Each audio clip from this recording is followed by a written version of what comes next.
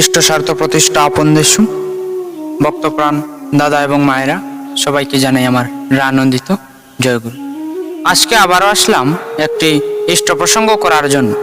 আজকের ইষ্ট প্রসঙ্গের মূল বিষয়বস্তু হচ্ছে আসামের এক অনেক দরিদ্র পরিবারের এক মায়ের জীবনে ঘটে যাওয়া ঘটনাটা। ভিডিওটি সম্পূর্ণ দেখবেন এবং ভালো লাগলে চ্যানেলটি সাবস্ক্রাইব করে একটি লাইক করে রাখবেন। অনেক দরিদ্র পরিবার সামান্য টিউশনি করে পরিবার চলছে। অনেক দিনের আশা দেওঘরে যাবেন। বাবাইদার জন্মদিনে অনেকে দেওঘরে যাচ্ছেন। সবার সাথে তিনিও গেলেন দেওঘরে।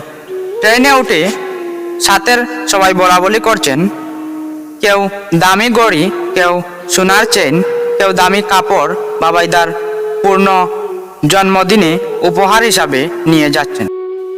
তিনি ভাবলেন, আমার তো কিছুই নেওয়া হলো না, কিছু তো নেওয়ার দরকার। ট্রেন থেকে দুটা 5 টাকা দামের চকলেট কিনে সযত্নে নিজের পার্স ব্যাগে লুকিয়ে রাখলেন। নিজের অসহায় গরিবত্বের কথা চিন্তা করতে করতে নিজের অজান্তে 2 চোখ বেয়ে জল গড়িয়ে পড়ল। হঠাৎ সামনের সিটে বসা ভদ্র মহিলা দেখলেন তিনি কাঁদছেন। সেই ভদ্র মহিলা বললেন, কি হলো, তুমি কাঁদছো কেন? তিনি কিছু না বলে বললেন, এমনি কিছু হয়নি। তখন তিনি বললেন, না, আমি তো দেখছি তুমি কাঁদছো, কি হয়েছে বলো, আমরা সাথে আছি। তখন তিনি খুব কাতর কণ্ঠে নিজের গরিবত্বের কথা বললেন। সবকিছু শুনে তিনি বললেন, তোমার মন খারাপ করতে হবে না, তুমি যখন পারো তখন আমার টাকা ফিরিয়ে দিবে। আমি একটি চকলেটের প্যাকেট কিনে দিচ্ছি, বাবাই দাদার জন্মদিনে উপহার দিও।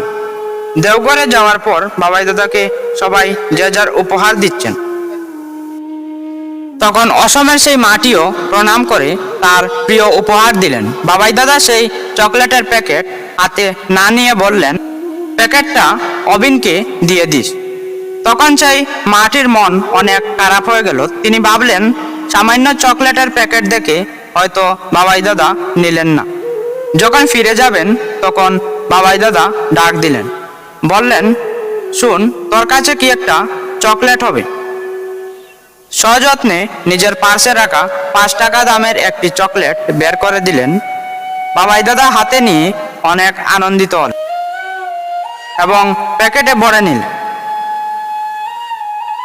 তখন এমন মনে হলো যেন বিদুরের ঘরে ভগবান শ্রীকৃষ্ণের ভোজন। আসামের সেই মাটি অনেক আনন্দিত হলেন। সেই তৃপ্তিতে বড় আনন্দ নিয়ে গেলেন পূজনীয় অবিন দাদার কাছে। প্রণাম করে সেই চকলেটের প্যাকেটটা অবিন দাদার হাতে দিলেন। অবিন দাদা চকলেটের প্যাকেটটা পেয়ে সবার মধ্যে বিলিয়ে দিলেন। এরপর সেই বাবাই দাদার মতো একই লীলা, তোমার কাছে কি একটা চকলেট হবে? মাটি নিজের কাছে লুকিয়ে রাখা অপর চকলেটটিও সবিনয়ে বের করে দিয়ে তৃপ্ত হলেন। এ যেন ভক্ত ভগবানের অপূর্ব মিলন। বিশাল অর্থরাশি, কারি কারি ধন দৌলত যাদের পায়ের কাছে গড়াগড়ি করে, তাদের কাছে হৃদয় উজাড় করে যে কত মূল্যবান তা ভক্তভিন্ন বোঝার সাধ্যকার। এই ছিল আজকের ইষ্ট প্রসঙ্গ। ভিডিওটি ভালো লাগলে একটি লাইক করে চ্যানেলটি সাবস্ক্রাইব করে রাখবেন। দেখা হবে পরের ভিডিওতে। জয় গুরু।